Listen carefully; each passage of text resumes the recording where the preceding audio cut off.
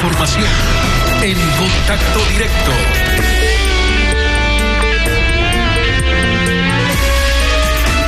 ¿Qué tal, Lenin? Buen día, ¿cómo te va? Hola, Estefi, amigos televidentes, un buen día para todos.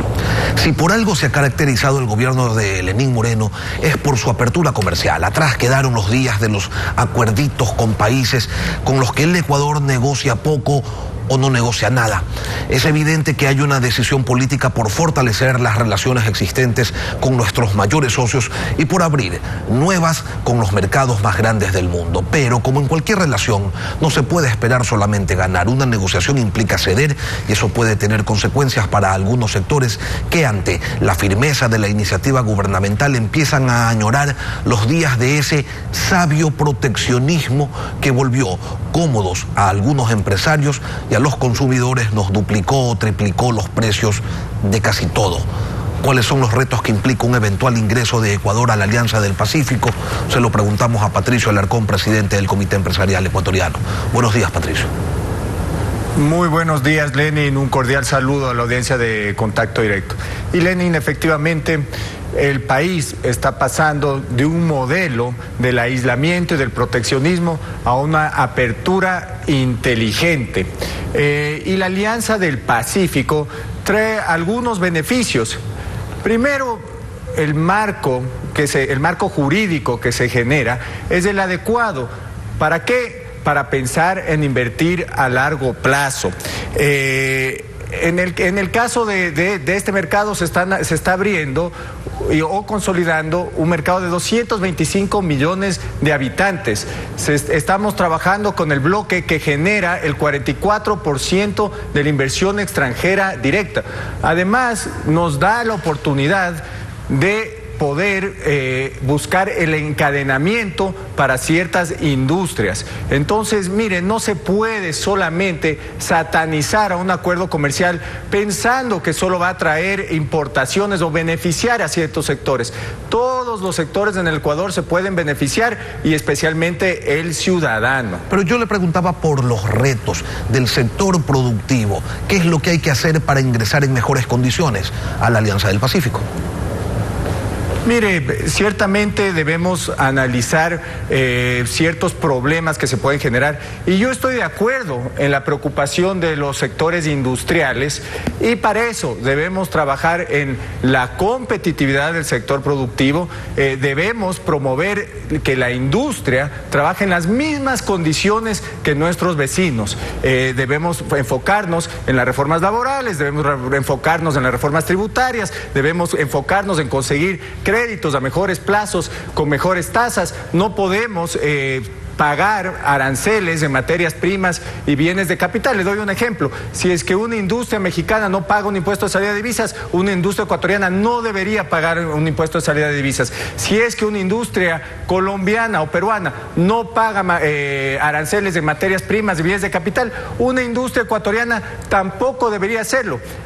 Lo segundo, debemos trabajar en una negociación inteligente. Mire, seguramente ya nos vamos a adherir en el próximo semestre como miembro asociado y eso implica que tenemos que llevar a cabo o adelante una negociación comercial con México. Los equipos negociadores tienen que buscar las mejores condiciones para los sectores sensibles, sectores siderúrgicos, sectores de la línea blanca, por darle un ejemplo.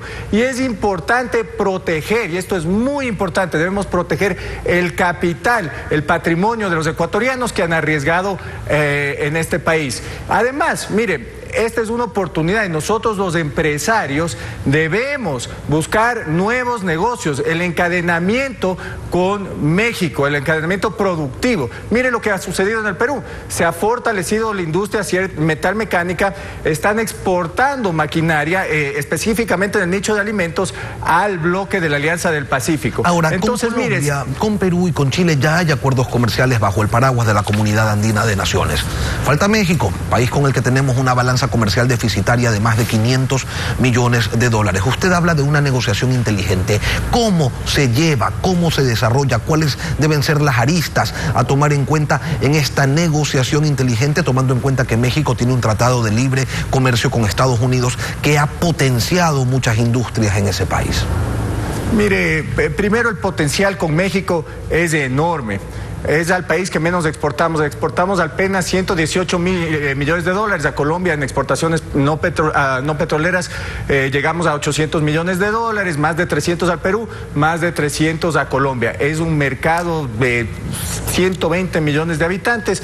Podemos exportar muchísimo más. Ellos tienen sectores sensibles también y van a querer negociar de mejor manera. Nosotros también tenemos que presentarnos para negociar de la mejor manera con los sectores sensibles del Ecuador. Pero la oportunidad es grande y además, más allá del intercambio comercial, Lenin, tenemos que tomar en cuenta que en México existe un potencial muy grande de atraer más inversión. Mire, me parece que en los últimos 10 años han llegado más de 1.400 millones de dólares de inversión extranjera directa de México. Entonces sí, existe un reto con México, pero el potencial para vender muchísimo más que 118 millones de dólares existe, es una realidad. Patricio, y le voy a decir una cosa, ahora, mire. Sí, pero antes de aquello, sobre los temores que tiene la pequeña y mediana empresa de Pichincha, los automotrices, los industriales del metal, Walter Spurrier señala lo siguiente y yo quisiera que usted lo escuche. La idea es que en conjunto podemos negociar buenas condiciones en el comercio con el resto del mundo de la cuenca del Pacífico, que es donde está creciendo el comercio mundial. Un país que está industrializado de la misma naturaleza que el Ecuador es Colombia, y con Colombia tenemos acuerdos. Y Colombia tiene un acuerdo con México. Por lo tanto, si Colombia ha podido defender su industria automotriz, etcétera, de alguna manera con México, que es un país más desarrollado de la región, nosotros podemos hacer lo mismo. Pienso que son problemas superables y son inevitables tenerlos que enfrentar, porque la única manera en que podemos vender más es si abrimos nuestro mercado a las importaciones. Cuando se desarrolló la negociación para llegar a un acuerdo comercial con la Unión Europea, existían los mismos o quizás más temores, incluso con mayor fundamento que los que ahora existen con México. Una negociación inteligente tiene que ir por el mismo andarivel que se llevó aquella con la Unión Europea. Mire, siempre en cualquier negociación de un acuerdo comercial van a existir sectores que se van a quejar, va a haber gente que se siente afectada. Sin embargo, hay que buscar nuevas oportunidades. Y mire, ¿qué ha pasado en Colombia con la firma de un TLC con los Estados Unidos, con la firma de un acuerdo comercial con los Estados Unidos? Los sectores sensibles y muchos sectores sensibles se han fortalecido. No ha pasado nada con la industria de la proteína, no ha pasado nada con la industria de los lácteos. En Perú se viene fortaleciendo la industria metalmecánica, que tiene un acuerdo de libre comercio con México. Y si revisamos qué es lo que sucede dentro del bloque de la Alianza del Pacífico, los países que mayor apertura tienen, como Chile y como Perú, son los países que más exportan y tienen una balanza comercial positiva. Entonces, mire, no hay que tenerle miedo a la apertura.